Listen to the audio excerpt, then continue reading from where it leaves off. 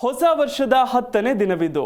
ವರ್ಷಾಂತ್ಯದಲ್ಲಿ ತೆಗೆದುಕೊಂಡ ರೆಸಲ್ಯೂಷನ್ಗಳ ಪೈಕಿ ಅದೆಷ್ಟೋ 3-4 ದಿನಕ್ಕೆ ಮೂಲೆ ಸೇರಿದ್ರೂ ಕೂಡ ಆಶ್ಚರ್ಯವಿಲ್ಲ. ಹಾಗಿದ್ರೆ ರೆಸಲ್ಯೂಷನ್ ಫೇಲ್ ಆಗೋದು ಯಾಕೆ? ಇಡೀ ವರ್ಷ ನಾವು ಅಂದುಕೊಂಡ ಸಂಕಲ್ಪಗಳನ್ನು ಈಡೇರಿಸಿಕೊಳ್ಳಲು ಗಮನ ಹರಿಸೋದು ಹೇಗೆ?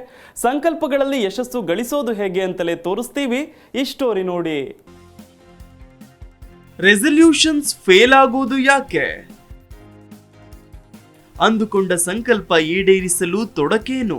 ಹೊಸ ವರ್ಷ ಎಂದರೆ ಎಲ್ಲರೂ ಹೊಸ ನಿರ್ಣಯಗಳನ್ನು ತೆಗೆದುಕೊಳ್ಳುವ ಸಮಯ. ಈ ವರ್ಷನಾದ್ರೂ ಈ ರೀತಿ ಮಾಡ್ಲೇಬೇಕಪ್ಪ ಅಂತ ಹಲವರು ನಿರ್ಧರಿಸ್ತಾರೆ.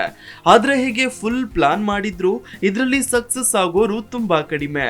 ಹಲವರ ಪಾಲಿಗೆ ಪ್ಲಾನ್ ಬರೀ ಮಾತಲ್ಲೇ ಉಳಿದು ಬಿಡತ್ತೆ. ಹಾಗಿದ್ರೆ ನ್ಯೂ ಇಯರ್ಗೆ ಮಾಡೋ ರೆಸಲ್ಯೂಷನ್ಸ್ ಫೇಲ್ ಆಗೋದು ಯಾಕೆ ನೋಡೋಣ. ನ್ಯೂ ಇಯರ್ ಅಂದ್ರೇನೆ ನ್ಯೂ ರೆಸಲ್ಯೂಷನ್ಸ್. ಹೊಸ ವರ್ಷಕ್ಕೆ ಇನ್ನೇನು 1 ತಿಂಗಳು ಇದೆ ಅನ್ನುವಾಗಲೇ ಎಲ್ಲರೂ ಹೊಸ ನಿರ್ಣಯಗಳನ್ನು ತೆಗೆದುಕೊಳ್ಳಲು ಆರಂಭಿಸ್ತಾರೆ.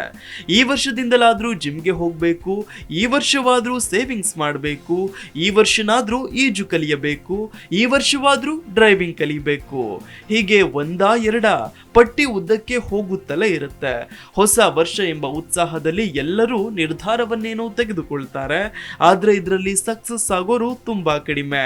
ಹೊಸ ವರ್ಷ ಎಂದರೆ ಹೊಸತರ ಆರಂಭ. ಎಲ್ಲವನ್ನೂ ಆಶಾದಾಯಕವಾಗಿ ಉತ್ಸಾಹದಿಂದ ಮತ್ತೆ ಆರಂಭಿಸುವ ದಿನ. ಹೊಸ ವರ್ಷದ ಮೊದಲ ದಿನ ಎಲ್ಲರೂ ತಾವು ತೆಗೆದುಕೊಂಡ ನಿರ್ಧಾರವನ್ನ ಕಟ್ಟುನಿಟ್ಟಾಗಿ ಪಾಲಿಸಿರ್ತಾರೆ. ಕೆಲವರು 1 ವಾರದವರೆಗೂ ಯಾವುದೇ ತೊಂದರೆ ಇಲ್ಲದೆ ತೆಗೆದುಕೊಂಡ ನಿರ್ಧಾರವನ್ನ ಪಾಲಿಸ್ತಾರೆ. ಆನಂತರ ಮತ್ತದೇ ಬ್ಯುಸಿ ಲೈಫ್, ಜಂಜಾಟದ ಜೀವನದಲ್ಲಿ ಎಲ್ಲವೂ ಮರೆತು ಹೋಗ್ಬಿಡತ್ತೆ. ಹಲವರ ಪಾಲಿಗೆ ಪ್ಲಾನ್ ಬರೀ ಮಾತಲ್ಲೇ ಉಳಿದು ಬಿಡತ್ತೆ. ಹಾಗಿದ್ರೆ ನ್ಯೂ ಇಯರ್ಗೆ ಮಾಡೋ ರೆಸಲ್ಯೂಷನ್ಸ್ ಫೇಲ್ ಆಗೋದು ಯಾಕೆ? ಜನರು ಸಾಮಾನ್ಯವಾಗಿ ತಮ್ಮ ಹೊಸ ವರ್ಷದ ನಿರ್ಣಯಗಳನ್ನು ಪಾಲಿಸಲು ವಿಫಲವಾಗೋದು ಯಾಕೆ? ಹಾಗೆಯೇ ಇದನ್ನ ಸಮರ್ಪಕವಾಗಿ ಪಾಲಿಸಲು ಏನ್ ಮಾಡಬಹುದು ತಿಳಿದುಕೊಳ್ಳೋಣ. ಮೊದಲಿಗೆ ಅವಾಸ್ತವಿಕ ಗುರಿಗಳನ್ನ ಹೊಂದಿಸೋದು. ಹೊಸ ವರ್ಷಕ್ಕೆ ರೆಸಲ್ಯೂಷನ್ ತೆಗೆದುಕೊಳ್ಳುವಾಗ ನೀವು ಏನು ಮಾಡಲು ಬಯಸುತ್ತೀರಿ ಅನ್ನೋದರ ಬದಲು ನೀವೇನು ಮಾಡಬೇಕು ಅನ್ನೋದರ ಬಗ್ಗೆ ನಿರ್ಧಾರ ತೆಗೆದುಕೊಳ್ಳಿ. ಜನರು ಹೆಚ್ಚಾಗಿ ತುಂಬಾ ಕಷ್ಟಕರವಾದ ಟಾಸ್ಕ್ಗಳನ್ನ ಹೊಸ ವರ್ಷಕ್ಕೆ ರೆಸಲ್ಯೂಷನ್ ಆಗಿ ತೆಗೆದುಕೊಳ್ತಾರೆ.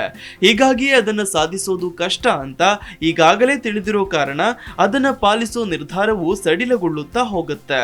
ಇನ್ನು ಕೆಲವೊಬ್ಬರು ಹೊಸ ವರ್ಷಕ್ಕೆ ತುಂಬಾ ಸುಲಭವಾದ ನಿರ್ಧಾರ ತೆಗೆದುಕೊಳ್ತಾರೆ. ಹೀಗಿದ್ದಾಗ ಅದೇಗೂ ನಂಗೆ ಗೊತ್ತಿದೆಯಲ್ಲ, ಸುಲಭ ಅಲ್ವಾ, ಈ ಮನೋಭಾವವೇ ನಿರ್ಧಾರವನ್ನ ಪಾಲಿಸಲು ಉದಾಸೀನತೆ ತರಲು ಕಾರಣವಾಗುತ್ತೆ. ಹೀಗಾಗಿ ಹೊಸ ವರ್ಷಕ್ಕೆ ರೆಸಲ್ಯೂಷನ್ ತೆಗೆದುಕೊಳ್ಳುವ ಮೊದಲು ಇದು ನಿರ್ದಿಷ್ಟ ಸಮಯದಲ್ಲಿ ಪಾಲಿಸಲು ಆಗುವಂಥದ್ದ, ನೀವು ನಿಗದಿಪಡಿಸಿದ ಸಮಯದ ಚೌಕಟ್ಟಿನೊಳಗೆ ಅವುಗಳನ್ನು ಸಾಧಿಸಲು ಸಾಧ್ಯವೇ ಅನ್ನೋದನ್ನ ತಿಳಿದುಕೊಳ್ಳಿ. ಹೊಸ ನಿರ್ಣಯವನ್ನ ಪಾಲಿಸಲು ನಿಮ್ಮನ್ನ ನೀವು ಬದಲಾಯಿಸಿಕೊಳ್ಳಬೇಕು. ನಿಮ್ಮ ದಿನಚರಿಯಲ್ಲಿಯೂ ಬದಲಾವಣೆ ಅಗತ್ಯ. ಕಂಫರ್ಟ್ ಝೋನ್ನಲ್ಲೇ ಇದ್ದುಕೊಂಡು ಯಾವ ನಿರ್ಧಾರಗಳನ್ನು ಸರಿಯಾಗಿ ಪಾಲಿಸುವುದು ಕಷ್ಟ. ಇನ್ನು ಹೊಣೆಗಾರಿಕೆ ಕೊರತೆ. ಸಮರ್ಪಕ ತರಬೇತುದಾರ ಅಥವಾ ಮಾರ್ಗದರ್ಶಕರೊಂದಿಗೆ ಕೆಲಸ ಮಾಡುವುದರಿಂದ ನಿಮಗೆ ನಿಮ್ಮ ಗುರಿಯನ್ನ ಸುಲಭವಾಗಿ ಸಾಧಿಸಲು ಸಾಧ್ಯವಾಗುತ್ತೆ. ಯಾವುದೇ ನಿರ್ಣಯ ತೆಗೆದುಕೊಳ್ಳುವಾಗ ಅದನ್ನ ಬೆಂಬಲಿಸುವವರು, ಪ್ರೋತ್ಸಾಹಿಸುವವರ ಜೊತೆ ಹೆಚ್ಚು ಬೆರೆಯಿರಿ. ಯಾರು ನಿಮ್ಮ ನಿರ್ಧಾರವನ್ನು ಹೀಯಾಳಿಸುತ್ತಾರೋ, ಯಾರು ನಿಮ್ಮ ನಿರ್ಧಾರಕ್ಕೆ ನಿರುತ್ಸಾಹ ವ್ಯಕ್ತಪಡಿಸುತ್ತಾರೋ ಅಂಥವರಿಂದ ದೂರವಿರಿ. ಯಾಕಂದ್ರೆ ಯಾವುದೇ ಹೊಸ ನಿರ್ಧಾರವನ್ನ ಪಾಲಿಸುವಾಗಲೂ ಪ್ರೇರಣೆ ಅಗತ್ಯ. ಯಾವುದೇ ನಿರ್ಧಾರವನ್ನ ಸಮರ್ಪಕವಾಗಿ ಪಾಲಿಸಲು ಯಾವಾಗಲೂ ಉತ್ತಮ ಪ್ಲಾನಿಂಗ್ ಅಗತ್ಯವಿದೆ. ಹೀಗಾಗಿ ನೀವು ತೆಗೆದುಕೊಂಡಿರುವ ನಿರ್ಣಯವನ್ನ ಯಾವ ರೀತಿ ಪಾಲಿಸಲು ನಿರ್ಧರಿಸಿದ್ದೀರಿ ಎಂಬ ಬಗ್ಗೆ ಯೋಜನೆ ಸಿದ್ಧಪಡಿಸಿ. ಯೋಜನೆಯನ್ನು ಹಂತ ಹಂತವಾಗಿ ಪಾಲಿಸಲು ಯೋಜನೆಯನ್ನ ರೂಪಿಸಿಕೊಳ್ಳಿ. ಕ್ಯಾಲೆಂಡರ್ನಲ್ಲಿ ಈ ಬಗ್ಗೆ ಗುರುತು ಹಾಕಿಕೊಳ್ಳಿ. ನಿರ್ಣಯವನ್ನ ಆರಂಭಿಸಲು ಪೂರ್ತಿ ವರ್ಷವಿದೆ ಅಥವಾ ಇನ್ಯಾವ ದಿನದಿಂದಲಾದರೂ ಯೋಜನೆಯನ್ನ ಮತ್ತೆ ಆರಂಭಿಸಬಹುದು ಎನ್ನುವ ಅಸಡ್ಡೆ ಬಿಡಿ. ತೆಗೆದುಕೊಂಡ ನಿರ್ಧಾರವನ್ನ ಅಚ್ಚುಕಟ್ಟಾಗಿ ಪಾಲಿಸುವುದರತ್ತ ಗಮನ ಕೊಡಿ. ಇನ್ನು ಆತ್ಮವಿಶ್ವಾಸದ ಕೊರತೆ. ಪ್ರತಿಯೊಬ್ಬರೂ ಹೊಸ ವರ್ಷದ ರೆಸಲ್ಯೂಷನ್ ಪಾಲಿಸುವುದರಲ್ಲಿ ವಿಫಲವಾಗುವುದರಲ್ಲಿ ಆತ್ಮವಿಶ್ವಾಸದ ಕೊರತೆ ಬಹುಮುಖ್ಯ ಪಾತ್ರ ವಹಿಸುತ್ತೆ. ನಿಮ್ಮ ಹಿಂದಿನ ವೈಫಲ್ಯಗಳು ನಿಮ್ಮ ಭವಿಷ್ಯವನ್ನ ನಿರ್ಧರಿಸಲು ಬಿಡಬೇಡಿ. ನಿಮ್ಮ ವೈಫಲ್ಯಗಳಿಂದ ನೀವು ಕಲಿತ ಪಾಠ ನೀವು ನಿರ್ಣಯವನ್ನ ಪಾಲಿಸಲು ಪ್ರೇರಣೆ ನೀಡಲಿ. ಸ್ವಯಂ ವಿಮರ್ಶಾತ್ಮಕವಾಗಿರುವುದು ಅಥವಾ ಅನುಮಾನಾಸ್ಪದವಾಗಿರುವುದು ಯಾವುದೇ ರೀತಿಯಲ್ಲೂ ಸಹಾಯ ಮಾಡುವುದಿಲ್ಲ. ಬದಲಾಗಿ ನಮ್ಮ ಕುರಿತಾದ ಆತ್ಮವಿಶ್ವಾಸವನ್ನ ಮತ್ತಷ್ಟು ಕುಗ್ಗಿಸುತ್ತೆ. ನಿಮ್ಮನ್ನ ನೀವು ನಂಬಿದರೆ ಸರಿಯಾದ ಯೋಜನೆ, ಕಾರ್ಯಗತಗೊಳಿಸುವಿಕೆ, ಕಲಿಕೆ, ಸಹಾಯವನ್ನು ಹುಡುಕುವುದು ಮತ್ತು ಸೂಕ್ತವಾದ ತರಬೇತಿಯೊಂದಿಗೆ ನೀವು ಬಹಳಷ್ಟು ಸಾಧಿಸಬಹುದು. ಹೊಸ ರೆಸಲ್ಯೂಷನ್ಸ್ ಕುರಿತಂತೆ ಈ ವಿಚಾರಗಳನ್ನ ಅರಿತುಕೊಂಡ್ರೆ ನಾವಂದುಕೊಂಡ ಸಂಕಲ್ಪ ಈಡೇರೋದು ಕಷ್ಟವೇನೂ ಅಲ್ಲ.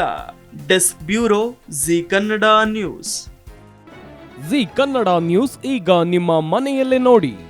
ಎಲ್ಲ ಕೇಬಲ್ಗಳಲ್ಲಿ ಈಗ ಲಭ್ಯ.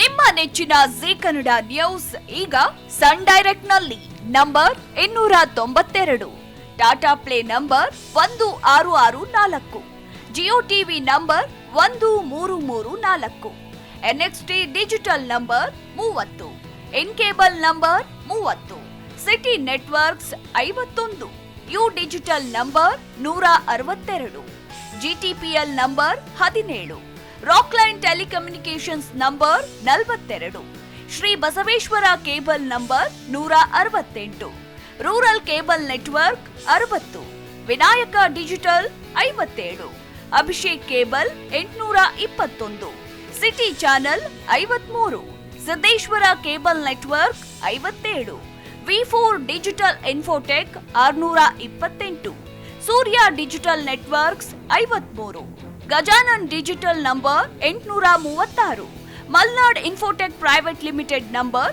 56, Metrocast number 830, victory digital number 167ರಲ್ಲಿ ನೋಡಿ ಆನಂದಿಸಿ.